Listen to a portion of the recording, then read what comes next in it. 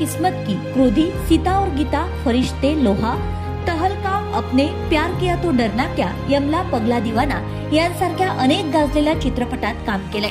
1981 मध्ये प्रसिद्ध बॉलिवूड अभिनेते धर्मेंद्र यांनी चित्रपट उद्योगात आपलं पाय अधिक मजबूत करण्यासाठी विजेता फिल्म्स हे त्यांचं प्रोडक्शन हाऊस सुरू केलं.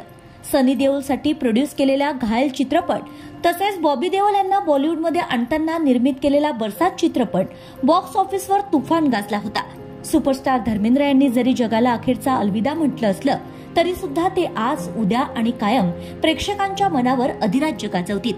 आरसीएन डिजिटल न्यूज यांच्या वतीने सुप्रसिद्ध व बहारदार अभिनेता स्वर्गीय धर्मेंद्र यांना भावपूर्ण श्रद्धांजली.